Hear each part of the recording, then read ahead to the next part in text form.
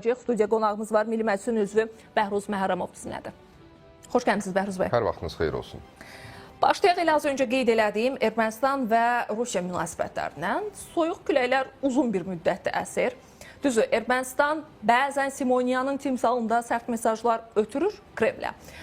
Bəzi hallarda Paşinyan özü vəziyyəti yumşaltmağa çalışır. Yəni balansı qoruyur həm Avropaya, həm də Rusiya meyli. Ancaq görürük ki, Kremldən heç də eyni reaksiya gəlmir. Xüsusilə də Rusiya Xarici İşlər Nazirinin müavininin bir açıqlaması oldu ki, Ermənistan Avropanın təsir altındadır və Avropa öz siyasi inkişafı üçün, gələcəyi üçün Ermənistandan istifadə edir. Həm hərbi siyasi, həm də iqtisadi baxımdan və biz bunu izləyirik deyə. Bir növ Kremldən İrəvana bir xəbərdarlıq xarakterli bir açıqlama gəldi. Az öncə qeyd elədiyim İrəvan və Kreml arasındakı soyuq münasibətlər Cənubi Qafqazda nələrsə dəyişəcəkmi? Təşəkkür edirəm. Əvvəlcə ondan başlayaq ki, yaxın dövrün tarixini, proseslərini təhlil etsək, bir mənalı şəkildə deyə bilərik ki, Rusiya-Ermənistan münasibətləri 2026-cı ilin fevral ayı etibarilə özünün hibrid qarşıdurma dövrünə qədəm qoyub. Demək olar ki, ən gərgin dövrlərindən birinə qədəm qoyub. Düzdür, əks argument gətirə bilərsiniz. Simonyanın Rusiya səfəri ayın əvvəllərində, eyni zamanda verilən bəzi yumşaldıcı bəyanatlar, amma son nəticədə bəyanat nədən ibarət? Bəyanat ondan ibarət ki, Lavrov da, Averçuk da Rusiya tərəfindən faktiki olaraq Ermənistanı xainlikdə və satqınlıqda, Rusiyanı satmaqda itham eləyirlər. Eyni zamanda Simonyan açıq şəkildə bəyan eləyir ki, Rusiya hər zaman Ermənistanda investisiya layihələri icra edə bilər və s. və amma biz onu Zəngəzur dəhlizində, TRIP layihəsində görmürük. Yəni bunlar hamısı Rusiya üçün sözün əsl mənasında maraqlarını öldürücü zərbədir. Bilirsiniz, Rusiya özü də əslində Ermənistana münasibətdə davamlı şəkildə vicdanlı davranmayıb. Baxın, Rusiya bu bölgədə münaqişəyə həmişə öz maraqlarının təmin üsulu kimi baxıb. Yəni, Ermənistanla Azərbaycan münaqişədə olsun, münaqişədə olarkən hər iki dövlətə münasibətdə təsir imkanlarına malik olaq. Və Ermənistan əvvəllər işğal dövründə, üstünlük dövründə, belə deyək, faktiki hərbi siyasi üstünlüyə malik idilər. Çünki bütün ərazilər üzrə yüksəkliklər onlarda idi. Eyni zamanda bir kollektiv təhlükəsizlik müqaviləsi təşkilatı xofu var idi. Sanki az qala Rusiya və onun təsisatdakı müttəfiqləri Ermənistanın hər an köməyinə çatacaqlar. Avropa mifi var idi, güclü erməni mifi var idi və onlar da inanırdılar ki, Ermənistan müdafiə olunacaq və həmin vəziyyət onları qane edirdi və həmin vəziyyətdə Rusiya ilə əməkdaşlıq da onları qane edirdi. Amma müharibədən sonra Cənab İlham Əliyev hətta Vətən müharibəsindən sonra antiterror tədbirlərinə qədər onlara xəbərdarlıq eləmişdi. Vətən müharibəsindən əvvəl də xəbərdarlıq eləmişdi ki, baxın, heç kim gəlib sizin əvəzinizə döyüşməyəcək və heç kim bu bölgədə Azərbaycan qarşısında dayanmayacaq. Yəni, bütün bu reallıqlar ortaya çıxandan sonra sanki Ermənistan da ayıldı. Ermənistan rəhbərliyi də ayılmağa başladı. Və digər tərəfdən əslində elə Paşinyan hakimiyyətə gələndə nə qədər dil tapmağa çalışsa da, Paşinyan başqa qütbdür. Paşinyan Rusiyanın qütbü deyil. Bu mənada münasibətlər nə qədər yumşaq, güclə, nə qədər nisbətən diplomatik etiket qaydasını qorumaqla davam etdirilməyə çalışsa da, özünün hibrid dövrünə qədəm qoyub, hibrid münaqişə dövrünə qədəm qoyub, çox kəskin bir dövrə və üstəlik bugün Ermənistan və Rusiya arasında tarixin heç bir dövründə olmadığı qədər ciddi etimad böhranı var. Və belə olan təqdirdə təbii ki, proseslərin hansısa müsbət mənzərəsi barədə danışmaq olmur. Biz ikili bu açıqlamaları necə dəyərləndirək? Söhbət nədən gedir? Simonyan dedi ki, Tramp marşrutu ilə bağlı bu Birləşmiş Ştatlar Ermənistanın layihəsidir, şirkətlər idarə edəcək. Burada Rusiyanın olması absurddur dedi. Ardınca Paşinyan çıxdı dedi ki, Rusiya ilə heç bir tərəf bizi Rusiya ilə qarşı-qarşıya qoya bilməz deyə biraz vəziyyəti yumşaltdı. Digər bir tərəfdən Simonyanın bu açıqlamasına qarşılıq olaraq Ermənistanın İqtisadiyyat Naziri durdu çıxdı, dedi ki, biz üçüncü tərəfləri də dəyərləndirə bilərik. Tramp marşrutu ilə bağlı məsələdə maliyyələşmə məsələsində formalaşmaq istəyirsə, burada qərb də ola bilər, Rusiyanın adını çəkdi konkret olaraq. Əgər bunu eləmək istəyirlərsə, biz onlara şərait yaradarıq deyə. Yəni, görünür, bir tərəfdə kəskin, bir tərəfdə vəziyyəti yumşaltmaq kimi belə ikili açıqlamaların şahidi oluruq. Bunu necə dəyərləndirək biz, Bəhruz bəy? Nikol Paşinyan vaxtı mı uzatmağa çalışır? Daha doğrusu parlament seçkilərinə qədər vaxt qazanmağa mı çalışır? Əslində biz burada ciddi, bir-birinə zidd mövqe axtarmamalıyıq. Nəyə görə? Birincisi, Simonyanın bəyanatından başlayayım. Bilirsiniz ki, Simonyan özü kifayət qədər radikal davranan şəxsdir. Hətta zaman-zaman Azərbaycana münasibətdə də xatırlayırsınız, Azərbaycan parlamentinin sədrinin iştirakı ilə tədbirdə hücumlara keçmişdi. Düzdür, o zaman professor Sahibə Qafarova onu yerində oturtdu lazımi formada. Amma dövr, proses artıq elə dəyişib ki, Azərbaycana münasibətdə artıq əvvəlki qaydada davranmır. Konkret bu məsələyə gəldikdə isə, bu məsələdə də bugün Simonyan kifayət qədər radikallığını qoruyur. Və məsələ nədən ibarətdir? Simonyan açıq formada ifadə edir ki, Rusiyanın strateji önəmi artıq qalmayıb. Və TRIP layihəsində Rusiyanın iştirakı ilə bağlı məsələ də bu deməkdir.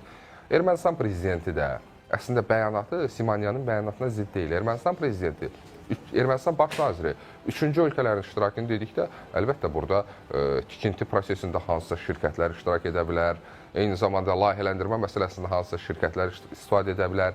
Eyni zamanda Rusiyanın özünün də yükləri bura ilə daşına bilər. Ermənistan Rusiyanın iştirakı dedikdə bundan artığına getmir və nəyi bölüşəcəklər? Layihəni mi bölüşəcəklər? Layihə artıq bölünüb. Cənab Prezidentin Serbiyadan da açıq məlumatlara etibarı istinadən qeyd etdiyi kimi artıq orada kimin hansı pay sahibi olduğu dəqiq şəkildə ifadə olunub. Rusiyaya İrəvanın öz payından mı kəsib verəcəklər, yoxsa Amerika Birləşmiş Ştatlarının payından mı kəsib verəcəklər? Yəni Rusiyanın eyni zamanda da İqtisadiyyat Nazirinin, Ermənistan İqtisadiyyat Nazirinin açıqlamaları. Bunlar hamısı Rusiyanın prosesdə texniki olaraq inkişafını... Yəni olmaq istəyirsə Tramp marşrutunda ancaq bu formada yalnız bu formada, ola bilər, yük daşıyan formasında və yaxud tikinti aparan şirkət formasında. Bu qədər sadə. Aha. Bu arada Rusiyanın Ermənistana əvvəlki təsirlərindən və indiki ilə biraz müqayisə edək. Əgər əvvələ biraz baxsaq, bu 30 illik müddəti də əslində daha çox mən nəzərdə tuturam.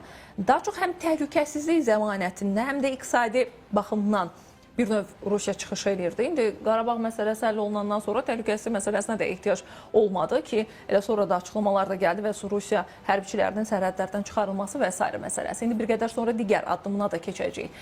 Rusiyanın digər ölkələrdən sərhədindən Rus hərbiçilərinin çıxarılması. İndi qalıb bircə sadəcə iqtisadi asılılıq mı? Belə deyə bilərmi? Yəni Rusiyanın əlində yeganə rıçaqı Ermənistanın Rusiyadan iqtisadi asılılığıdır. Bunu da amma Ermənistan Trumpla əvəzləməyi düşünürmü, Trump marşrutu ilə? Bilirsiniz, əslində ötən dövr ərzində Ermənistan özü öz nəfsinin, özü öz miflərinin əsrinə çevrilmişdi. Rusiya prinsipcə Ermənistana nə xüsusi bir inkişaf gətirməyib, nə xüsusi bir belə deyək, məhsullar bolluğu gətirməyib. Ermənistan Rusiyadan yalnız ölməmək üçün lazım olan məhsulları ala bilib və xüsusi bir inkişaf modeli də görməyib. Bugün amma əslində Azərbaycan Ermənistana daha ciddi məsələlər, daha ciddi inkişaf perspektivləri vəd edir. Məsələn, biz yalnız yanacağın ixracını təmin etməklə deməli, təsəvvür eləyin, Ermənistanda qiymətlər köklü surətdə dəyişdi. Digər tərəfdən, elə Türkiyə ilə Ermənistan arasında münasibətlər əgər Ermənistan konstitusiyasına müvafiq o müddəaları çıxartdıqdan sonra, Azərbaycanla sülh əldə olunduqdan sonra inkişaf edərsə, bu elə kifayət qədər ciddi bazar deməkdir və Ermənistanın artıq bir mənalı şəkildə Rusiyadan hər hansı formada asılılığın qalmayacağı deməkdir. Əlbəttə, bu demək deyil ki, Rusiya-Ermənistan dövrü bitir. Rusiyanın Ermənistanda investisiya layihələri də ola bilər, eyni zamanda qarşılıqlı şəkildə ticarət əməkdaşlıqlarını inkişaf etdirə bilərlər. Ötən dövrün tarixinə biz təbii ki, unutmamalıyıq, ötən dövrün təcrübəsini unutmamalıyıq, amma istənilən halda artıq Ermənistan-Rusiya münasibətləri üçün tam yeni bir dövrdür. Bu dövr, tutaq ki, gələcəkdə Ermənistanın hansısa Avropa dövləti ilə münasibətlərinin xarakterindən o tərəfə keçməməlidir və Paşinyan da elə məhz bunu hədəfləyir. Bu arada düzdür, Rusiya ilə əlaqəni tamamilə kəsməyə düşünür İrəvan, belə deyə bilərik, ancaq bunu açıq şəkildə hələ ki deyə bilmir. Alen Simonyanın amma bir açıqlaması var, məsələn, Rusiya hərbiçiləri ilə bağlı. Deyir ki, Rusiyalı tərəfdaşlarımızdan hava limanını və Ermənistan-Azərbaycan sərhədinin qoruduqları bir neçə yeri tərk etmələrini xahiş etməyi məqsədə uyğun hesab etdik. Əgər məqsədə uyğun hesab etsək, Gümrüdəki Rusiya hərbi bazası haqqında da danışmağa başlayacaq. Rus hərbiçilərinin bazadan çıxmasını təbii ki nəzərdə tutur Alen Simonyan amma hazırda bu barədə biz müzakirə aparmırıq deyə. Yəni indi bu Ermənistanın istəyinə bağlı bir məqamdırmı? Yəni Alen Simonyanın dediyinə əsasən belə bir qənaətə biz gələ bilərik. Yəni Ermənistan istəsə hazırda Rusiyadan bunu xahiş etsə, belə desə, istəsə Kreml bunu edəcəkmi? Əslində, qeyd etdiyim kimi, münasibətlər o qədər gərgin, etimad boşluğu, böhranı dövrünə və hibrid müharibə dövrünə qədəm qoyub ki, Bu proseslər əslində Simonyanın bəyanatı ilə Gümrüdəki hərbi baza ilə bağlı İranın sona çatdığını göstərməkdədir. Yəni Ermənistan artıq ictimai rəy şəklində, rəsmilərin rəyi şəklində, daha sonra isə o müqavilənin pozulması istiqamətində real addımlar atacaq. Bugün Gümrüdə Ermənistanda hansısa formada Rusiya bazasına, Ermənistanın ehtiyac duymasına hansısa formada zərurət yoxdur. Bilirsiniz, Ermənistan üçün heç vaxt nə Azərbaycan, nə Türkiyənin timsalında təhdid olmayıb. Azərbaycan əgər təhdidi arzulasaydı, Azərbaycan güclü dövründə, özündən güclü dövrünü yaşayır. Müharibə dövründə hara qədər lazımdır gedərdi, cənab Trumpın özünün ifadə etdiyi kimi. Amma proseslərin gedişatı göstərir ki, Azərbaycan Ermənistan üçün heç vaxt təhdid olmadığı kimi, bundan sonra da təhdid olmaq niyyətində deyil. Yaxşı, Ermənistan o zaman Gümrüdəki baza ilə özünü kimdən qoruyacaq? Əlbəttə, artıq bu reallıqları Ermənistan xalqı da, erməni xalqı da, Ermənistanın hakimiyyəti də çox yaxşı dərk edir və asıllıqların müxtəlif aspektlərindən qurtulmaq üçün artıq görür ki, real hərəkətə keçiblər. Mən bir daha deyirəm, danışan ölkənin parlamentinin sədridir və Ermənistan parlamentinin sədrinin bəyanatları hansısa bir sıradan məmurun və yaxud hansısa dövlət vəzifəsi tutmayan politoloqun proqnozları deyil. Bu, dövlətin mövqeyinin ortaya qoyulan yol xəritəsidir. Bu deməkdir ki, dövlət artıq özünün ilkin mövqeyini Rusiya tərəfinə ictimai, publik şəkildə çatdırır. Və əminliklə demək olar ki, yaxın dövrdə Rusiya ilə Ermənistan arasında bu istiqamətdə də gərginləşən, bu və ya digər formada müxtəlif fazalara qədəm qoyan bir müzakirələr dövrü başlayacaq. Bu Ermənistanla Rusiya arasında olan münasibətlərdə hazırki məqamda, ancaq Azərbaycanla Ermənistan arasında da bir münasibətlərdən danışaq. Bildiyiniz kimi Azərbaycan vətəndaş cəmiyyətinin nümayəndələri, ekspertlər, media nümayəndələri bu yaxınlarda Ermənistana səfər etdilər və bir dialoq məsələsi, etimad quruculuq məsələsi, münasibətlərin daha da inkişaf etdirilməsi ilə bağlı əsas addımlardan biri idi. Bu arada Ermənistan parlamentindəki hakim vətəndaş müqaviləsi fraksiyasının katibinin də bir açıqlaması olub bugünkü Artur Ovanesyanın. Ermənistan və Azərbaycan vətəndaş cəmiyyətinin nümayəndələrinin səfərləri qarşılıqlı xarakter daşıyır və görüşləri müntəzəm olaraq olacaq. Bu çərçivədə görüşlər həm Ermənistanda, həm də Azərbaycanda keçiriləcək deyə Ovanesyanın bir açıqlaması var. Düzdür, biz münasibətlərin siyasi tərəfləri ilə yanaşı, həm də belə deyə biləcəyimiz digər istiqamətlərini də daha da inkişaf etdirməyə çalışırıq. Bu məsələnin digər bir tərəfi, bu arada münasibətlər xüsusilə də sülhlə bağlı Simonyanın da başqa bir mövqeyi var. Bəhruz bəy, nədən ibarət? Ermənistandakı seçkilərlə bağlı. Bunu xüsusən də Azərbaycanla əlaqələndirib. Deyir ki, Ermənistandakı seçkilər Azərbaycanla münasibətlərdə yeni bir fəsil aça bilər. Və Cənubi Qafqazda sülh məsələsi Ermənistanda keçiriləcək parlament seçkisində həll olunacaq. Çünki ölkədəki siyasi qüvvələr iki qrupa bölünür, deyir Alen Simonyan.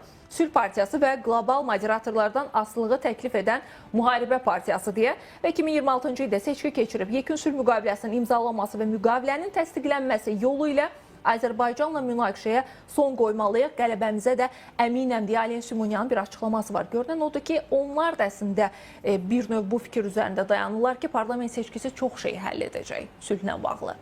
Əslində mən bu qənaəti tam da bölüşmürəm və hesab edirəm ki, Ermənistanda seçkilər yaxınlaşdıqca erməni hakimiyyətinin əlində olan maksimum alətlərdən, o cümlədən sülh alətindən proseslərin gedişi üçün istifadə etmək istəyirlər, öz nüfuzları üçün istifadə etmək istəyirlər. Ermənistanda seçkilərin nəticələri hər hansı formada Azərbaycanın Cənubi Qafqazda yaratdığı sülh reallığını dəyişməyəcək. Ermənistanda hakimiyyətə kimin gəlməsindən asılı olmayaraq bu konfigurasiya dəyişə bilməz. Digər tərəfdən, əlbəttə Ermənistanda mövcud hakimiyyətin iqtidarda qalması bu prosesləri daha asan, daha rəvan edə bilər. Bu başqa məsələ. Digər tərəfdən mən Simonyanın başqa bir bəyanatına, bilirsiniz ki, Azərbaycan prezidenti deməli bu yaxınlarda Münxen Təhlükəsizlik Konferansında Ermənistandan olan bir nəfərin sualına cavab verərkən Ermənistan konstitusiyasındakı müvafiq müddəalarla bağlı fikrini, şərhini bildirmişdi və kifayət qədər tutarlı şərhini bildirmişdi. Simonyanın, cənab prezidentin bu məsələyə dair bəyanatına mövqeyi kifayət qədər praqmatik oldu və faktik olaraq Azərbaycanın mövqeyini davamlı şəkildə radikal münasibət göstərən zamanla bir şəxs artıq Azərbaycanın mövqeyini bölüşməli oldu və belə məsələlərin ayaqüstü müsahibələrdə müzakirə edə bilməyəcəyini deməklə əslində Azərbaycan prezidentinin o mövqeyini bölüşdüyünü ifadə etmiş oldu. Çünki əvvəllər Ermənistan bir mənalı şəkildə konstitusiyada müvafiq dəyişikliklə bağlı Ermənistan Konstitusiya Məhkəməsinin qərarını daha çox önə çəkirdilər. Necə ki, Münxendə Ermənistanın aidiyyatlı nümayəndəsi yenə də həmin qərara istinad etməyə çalışırdı. Ta ki, cənab prezidentin tutarlı cavabına qədər. Yəni, demək istədiyim ondan ibarətdir ki, Ermənistan artıq sülhə, real sülhə çox yaxın olduğunu başa düşür və real sülh alətindən artıq erməni vətəndaş cəmiyyəti institutlarının, Ermənistanda ayrı-ayrı siyasilərin real sülh elementlərindən gələcək faydanı gördüyü və gözlədiyi təqdirdə bunu siyasi məqsədlərə çevirmək istəyir. Əslində, bu Azərbaycan üçün xüsusi bir hansısa bir maneçiliyi yoxdur. Ermənistanda kimin hakimiyyətə gələcəyini. Əlbəttə, bu mənada həmin bəyanatı da biz zərərli bəyanat hesab etmirik əslində. Sadəcə indiki məqamda hər şeyin Ermənistanda Paşinyanın hakimiyyətdə qalması ilə bağlanması bu Ermənistan üçün nəyisə dəyişə bilər. Azərbaycanın yaratdığı reallığı heç kim və heç bir formada, heç bir seçki dəyişə bilməz. Əlbəttə, o seçkilərə müəyyən mənada biz də müəyyən ümidlərlə baxırıq ki, Ermənistan özü tezliklə qurtulsun bu əsarətdən, konstitusiya əsarətindən. Çünki yeni seçkilər, eyni zamanda yeni daha sonra referendum deməkdir, mövcud mövqeyin qorunması deməkdir, Ermənistanın bu iddialardan qurtulması, miflərdən qurtulması deməkdir. Bu mənada... Yəni, biz müqaviləni əslində fərdlər üzərində deyil, uzun müddətli ölkələr arasında bir mənalı şəkildə Azərbaycanın yaratdığı reallıqları Ermənistanda hər hansı siyasi qüvvə artıq dəyişəcək güc deyil.